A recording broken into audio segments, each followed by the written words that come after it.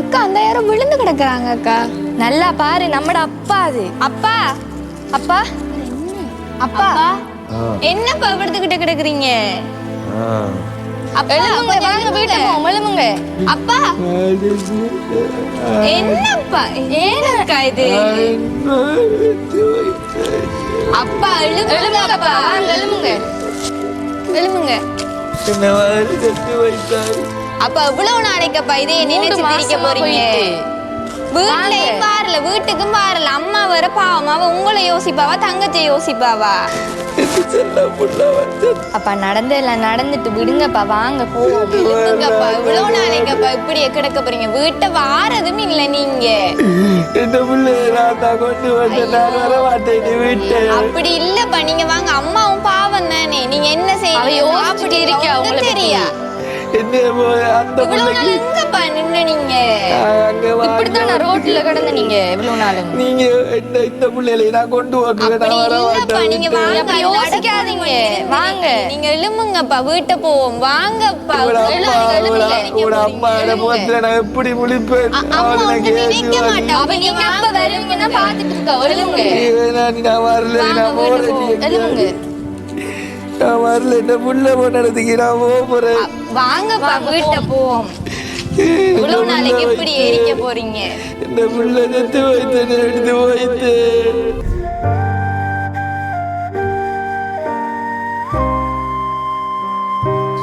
அப்பா வாங்க. வாங்கப்பா, வாங்கலப்பா. எங்க இருந்து அப்பா வர அடுத்து இருங்க. எங்கடாப்பா போனீங்க? வீட்டுக்கு வாரது தெரியுதில்ல, போறது தெரியுதில்ல. இப்ப என்னதுக்கு சும்மா குளறீங்க?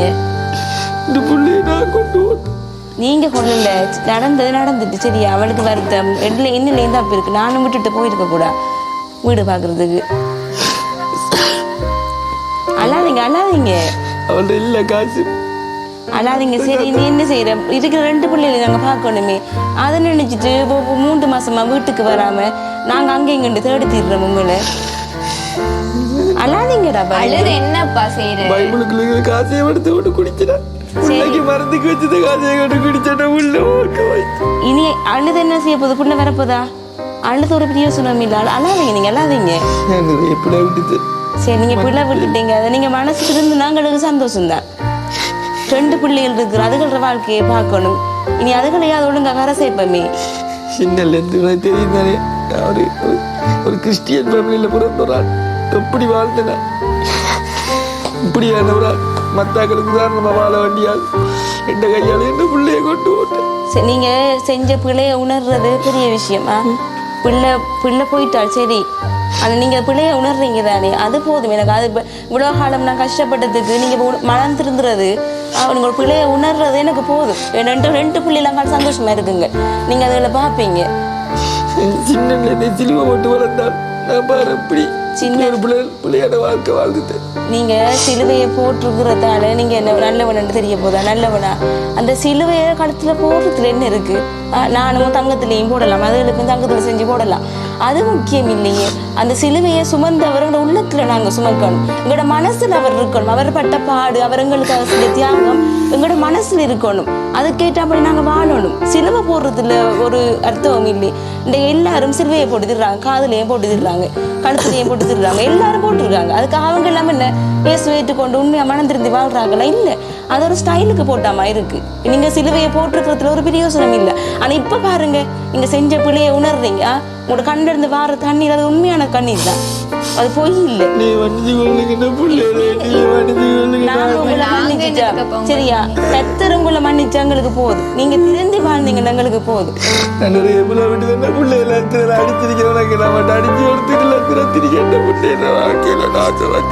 நானும் நீங்க குடிச்சிட்டு வர டைம்ல நானும் உங்களுக்கு ஏசி இருக்குதா, நானும் சிலவள அன்பா நடக்காம இருந்திருக்கேன். எனக்கும் நீங்க குடிச்சிட்டு வரக்கூட கோவமா இருந்து பிள்ளைகளை குறிச்சு கவலை வர, அதனால நான் உங்களுக்கு ஏசி இருக்கு.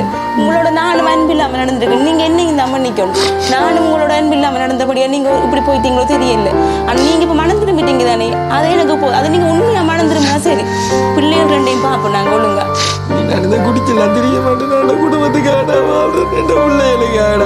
இனி குடிக்காம இருக்குது கொஞ்சம் சேர்றாக்களோட கவனமா செய்யுங்க.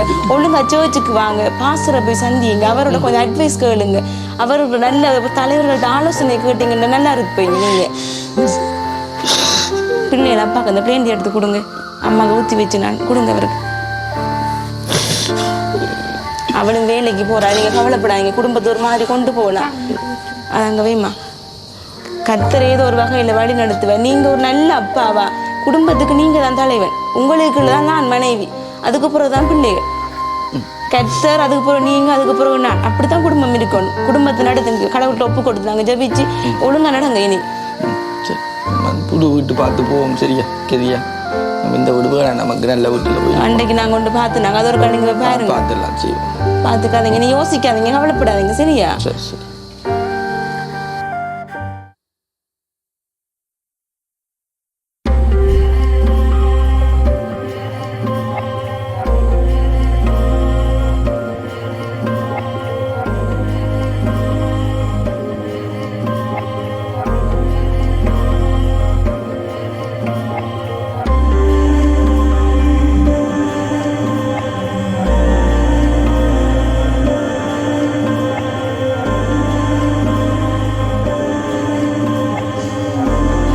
வாழ்க்கையில் எவ்வளவு தப்பு பண்ணிட்டேன். இந்த தப்பால் என் மகள் அவளும் என்னை விட்டு போய்த்தான். நான் பிறப்பால் சின்னலேருந்து ஒரு கிறிஸ்தவனாக இருந்து உண்மையாகவே உங்களோட அன்பையும் உங்களோட நேசத்தையும் நான் புரிஞ்சு கொள்ளலை. இப்படி என் வாழ்க்கையில் எவ்வளவோ பிழையான காரியங்கள் இன்றைய வரைக்கும் நான் ஒரு மோசமானவனாகவே வாழ்ந்துட்டேன். இன்றைக்கு என் மகள் என்னை விட்டு போய் 4 மாதம் ஆயிட்டு. ஆனால் நான் திருந்துட்டேன் என் வீட்டுக்காரர்கிட்ட சொன்னோன்னே அவங்க என்னை ஏற்றுக்கொண்டுத்தாங்க. என் பிள்ளைகளை நீ ஏற்றுக்கொண்டுது, என் மனைவி ஏற்றுக்கொண்டுத்தான், என் நண்பர்களை நீ ஏற்றுக்கொண்டுத்தாங்க. நான் முதல் மாதிரி இல்லை, இப்போ திருந்தி ஒரு நல்ல மனுஷனாக வாழ்றேன்னு எல்லாரும் சொல்கிறாங்க. ஆனால் எனக்கு உள்ளான மனிதன் அவனை என்னைய குத்தி கொண்டிருக்கிறான். எனக்கு உள்ள இருக்கிற அந்த மனுஷன் என்னை உடைச்சு கொண்டிருக்கிறான். நீ ஒரு பிள்ளையான ஆள், நீ ஒரு பாவத்தில் வாழ்ந்தவன், நீ என்னதான் செஞ்சாலும் உன்னால திருந்தி வாழையலான்னு சொல்லி தான் அவன் என்னைய குத்தி கொண்டிருக்கிறான். ஆனா கடைசியில நான் உங்களோட பாதத்துல வந்து நிற்கிறேன். வேதம் சொல்ற மாதிரி எவன் தன் பாவத்தை அறிக்கை செய்து விட்டு விடுறானோ அவன் அந்த நித்திய ஜீவன் அடைவான் என்று சொல்லப்பட்டிருக்கு. அவனுக்கு மன்னிப்பு இருக்குன்னு சொல்லப்பட்டிருக்கு. அதனால நான் உங்களோட பாதத்துல வந்து நிற்கிறேன். என்னை ஒரு மனுஷனா மாத்துங்க. நான் பிள்ளையானவன், நான் தவறு விட்டுட்டேன். என்ன தவறுனால எவ்வளவோ பிள்ளையான காரியங்கள் இந்த உலகத்தில் நடந்துட்டு எவ்வளவோ பேரை நான் பிள்ளையான வாழ்க்கையில் கொண்டு போயிருக்கிறேன். இன்றைக்கு நான் ஒரு திருந்திய ஒரு மனுஷனாக மாறி இருக்கிறேன். என்னை ஏற்றுக்கொள்ளுங்க. இன்றைக்கு இந்த உலகம் என்னை அங்கீகரிச்சது, நீ ஒரு நல்லவன், நீ முதலை போல இல்லை, நீ ஒரு மனுஷனாக மாறித்தான்னு சொல்லுது. ஆனால் என்னால் என்னையை ஏற்றுக்கொள்ள முடியலை. நான் என்னையை வெறுக்கிற ஒரு நிலைமைக்கு வந்துட்டேன். என்னை ஏற்றுக்கொள்ளுங்க. உங்களோட பாதத்தில் நான் நிற்கிறேன். என்னை ஏற்றுக்கொள்ளுங்க.